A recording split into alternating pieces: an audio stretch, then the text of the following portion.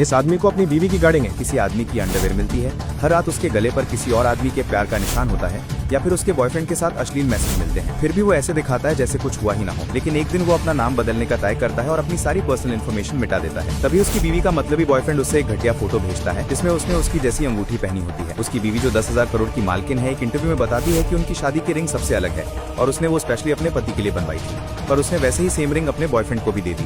ये देखकर आदमी का दिल टूट जाता है, पर वो चुपचाप सुनार के पास जाकर अपनी अंगूठी पिघला देता है।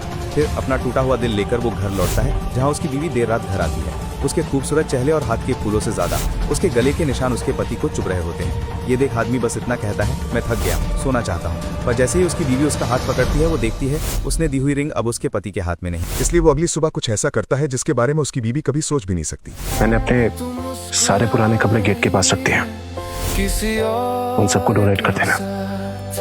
मैं रो रहा हूँ तेरी यादों के पास, वो किसी और की है पर दिल मेरा उसका है। मैं आज भी उसी में बसा हूँ, वो खुश है कहीं, मैं तन्हा यहाँ, फिर भी मैं उसका, वो किसी। ये देख, प्रीति कितने प्यार से मेरे और उसके होने वाले बच्चे के लिए प्लान कर रही है और हम यहाँ गोवा में मेरा बर्थडे सेलिब्रेट कर रहे हैं एक बहुत शानदार प्रेसिडेंशियल स्वीट में। आखिर प्रीति पहली बार माँ बन रही है तो ये उसके लिए बहुत स्पेशल मोमेंट है। उसके हाथ में अब मेरा हाथ नहीं, पर दुआओं में अब भी तेरा साथ सही। हाय बेबी, बिल्कुल सही टाइम पे कॉल किया है। अभी अभी लाइन किया है मैंने। अब से सारा टाइम तुम्हारा। अच्छा, श्योर। ओके, तो डिनर पे घर पे मिलते। बाय। वो किसी और का, फिर भी मैं उसका।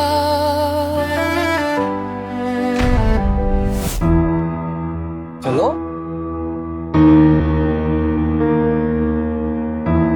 सर, हम पहुंचे।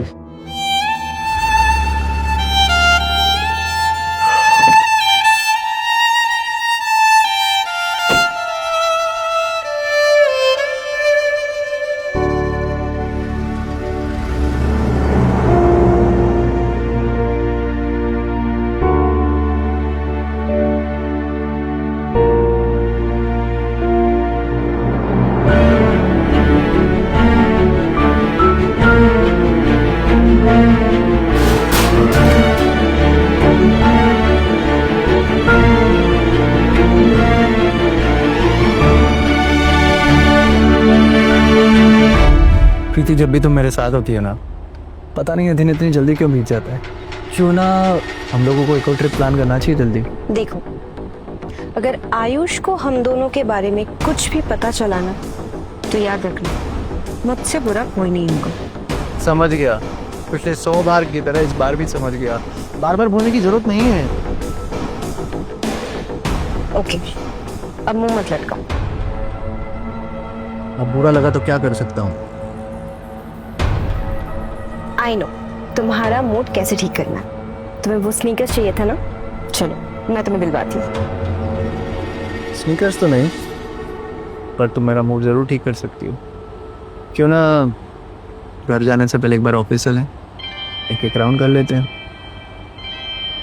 मैंने आयुष को ऑलरेडी प्रॉमिस किया है उसके साथ डिनर करूंगी। अब अगर ऑफिस जाऊंगी तो टाइम से पहुंच नहीं पाऊंगी। तो बोल देना ट्रैफिक में फंस गई। इस शहर का तो फेवरेट बहाना है ये। The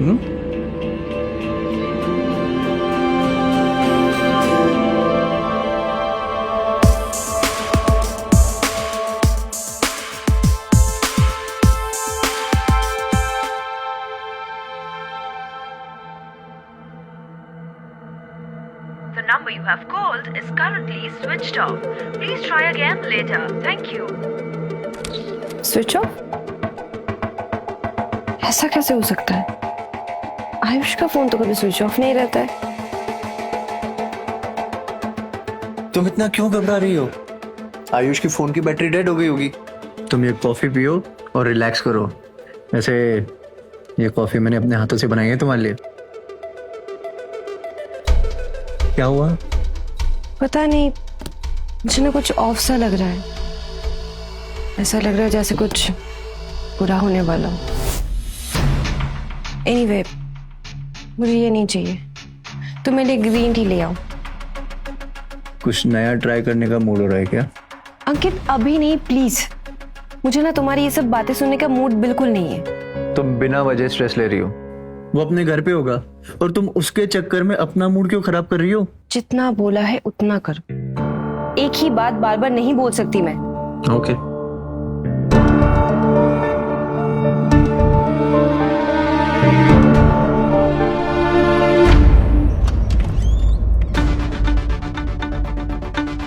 मैम, सब लोग आ गए, बस मीटिंग शुरू ही होने वाली है।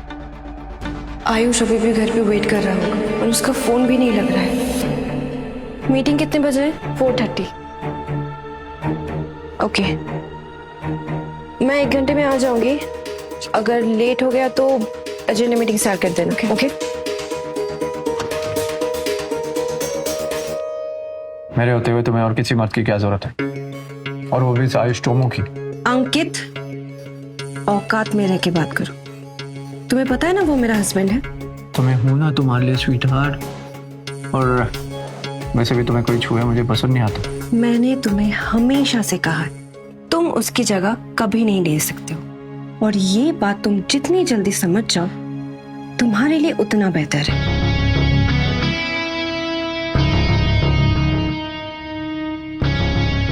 कोई नहीं अनी, अभी वो तुम्हारा पति है, लेकिन एक दिन वो जगह मैं ले लूंगा और तुम्हारा सारा पैसा भी।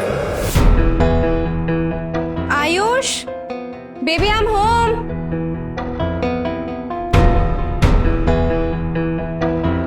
आयुष कहीं बाहर गया है क्या? पता नहीं मैम, मैंने तो उन्हें सुबह से नहीं देखा। छोड़ो, मैं खुद ही ढूंढ लूंगी। आयुष,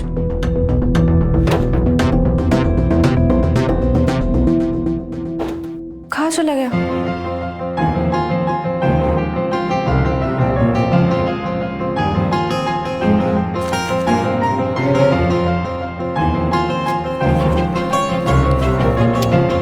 मुझे तुम्हारे और अंकित के बारे में पता है, और मैं इसे अब और बर्दाश्त नहीं कर सकता था, इसलिए मैं यहाँ से जा रहा हूँ, हमेशा हमेशा के लिए। मुझे ढूंढने की कोशिश मत करना। बाय प्रीति। आगे की कहानी देखिए सिर्फ क्विक टीवी ऐप पर। आज ही शुरू करें क्विक टीवी का फ्री ट्रायल।